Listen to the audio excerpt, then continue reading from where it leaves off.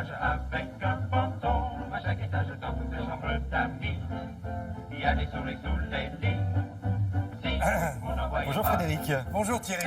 Alors, le château de Dourdan, il est en Île-de-France, anciennement appelé, si j'ai un peu travaillé le sujet, c'était la région de... Du Hurepoix. Hurepoix. Oui, absolument. Alors, c'est important parce que Château-Fort, vous le disiez dans la région parisienne, on est dans l'Essonne. Et on est quoi, à peine 50 km de Paris. Et là, il y a un château fort à visiter, à découvrir, avec un musée à l'intérieur. C'est absolument incroyable. Faut pas croire qu'il faille aller forcément très loin. Alors, profitez de vos vacances, car c'est ouvert en ce moment. C'est du mercredi au dimanche.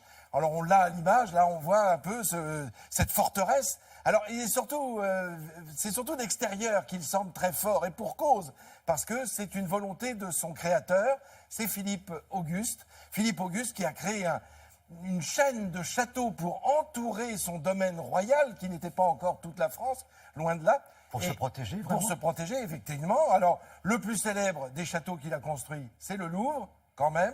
Donc on comprend bien qu'il a fait construire le Louvre pour protéger vraiment Paris tout de suite intramuros. Et puis très vite il a fait construire Gisors, Dourdan, même Angers qu'on a visité la semaine dernière. Donc c'est ce qu'on appelle des châteaux philippiens puisqu'on les doit à Philippe Auguste. Alors ils ont tous le même cadre, on le voit là à l'image.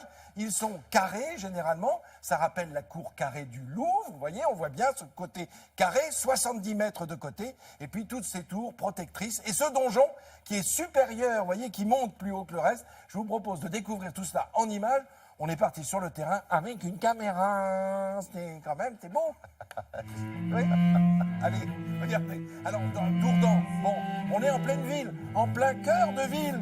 Et d'un seul coup, il y a cette forteresse qui apparaît. Alors, elle est un petit peu surélevée, contrairement à ce que l'on pourrait croire. Et puis, vue de haut, voilà, on est sur le donjon, là, et là, on a une vue plongeante sur ces fossés. Il y a des fossés. Alors, des fossés, en fait, ce sont des fossés secs. Il n'y a pas d'eau à l'intérieur, il n'y a jamais eu d'eau dans ces fossés. Et pour cause, puisque la rivière qui coule en bas de Dourdan s'appelle l'Orge, l'Orge. L'Orge est une rivière qui coule, je vous le disais, en contrebas. Donc impossible d'avoir de l'eau à l'intérieur de ces fossés. Et puis il y a ces tours d'angle évidemment qui sont importantes. Et puis des tours encastrées, c'est-à-dire que sur tout le long des murs, on verra des images au fur et à mesure, il y a des tours qui viennent s'installer au milieu de ces murs. Là, c'est l'entrée, avec ce châtelet d'entrée, vous avez vu ces deux tours incroyables, on pénètre à l'intérieur et figurez-vous que ce jardin que l'on voit un peu en hauteur, ce jardin est un jardin public. Alors, pendant qu'on y tournait, on y a vu des gens qui venaient le midi déjeuner, puis en fin de journée, on vient avec les enfants se promener à l'intérieur de ce château. Voilà le donjon dans lequel on va grimper. Alors attention, si vous venez le visiter dans les jours qui viennent, le donjon est actuellement un peu en réparation. Non pas le donjon lui-même, mais l'accès du donjon. Donc il est fermé en ce moment. C'est pour ça qu'on vous montre ces images que vous ne pourriez pas voir si vous visitiez en ce moment, avec ce puits qui plonge pour aller chercher l'eau, évidemment, puisqu'on ne construit un château que si, d'abord, on est en surélevé, et puis d'autre part, qu'on a de l'eau tout près, puisqu'il faut pouvoir vivre en autarcie. C'est-à-dire, une fois qu'on est à l'intérieur du château, si on est attaqué, il faut pouvoir avoir de l'eau et s'approvisionner.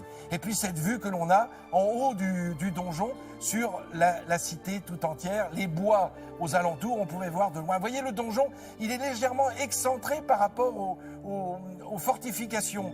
Il n'est pas à l'intérieur, comme d'habitude, les châteaux forts, non. C'est dire que c'est un château à la fois de défense, mais aussi un château de villégiature, entre guillemets. Il y avait une chapelle à l'intérieur qui était dédiée au roi, et pour cause.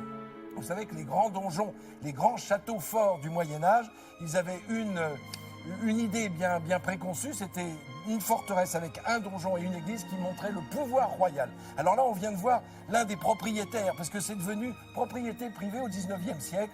Amédée Guéné, puis son cousin Joseph Guyot ont racheté, et puis ils ont aménagé cet ancien grenier à sel, et puis une partie d'habitation. Et là, ils ont remeublé. Mais remeublés à leur goût, à leur envie, suivant les achats qu'ils faisaient. Et alors c'est un musée absolument étonnant que l'on découvre à l'intérieur. On a vu des objets religieux. Pourquoi ? Parce qu'il y avait un hôtel-dieu tout près qui a été construit à la même époque. Alors de quelle époque parlons-nous ? La construction du château date du XIIIe siècle. 1222 très exactement, sachant que Philippe Auguste est mort en 1223 l'année suivante. Donc c'est dire que c'est son dernier château, le voilà, Dourdan, qui à l'intérieur de cette ville, alors que évidemment au moment de sa construction, il était en bord de forêt et juste un petit morceau de village existait en contrebas. On y reviendra tout à l'heure, hein, Frédéric, mais ce château, il est passé de main en main. C'est impressionnant. Le nombre de personnalités qui ont habité Absolument, et il a servi de prison pendant plus d'une centaine d'années. On en reparlera. À tout à l'heure, Frédéric. Merci beaucoup.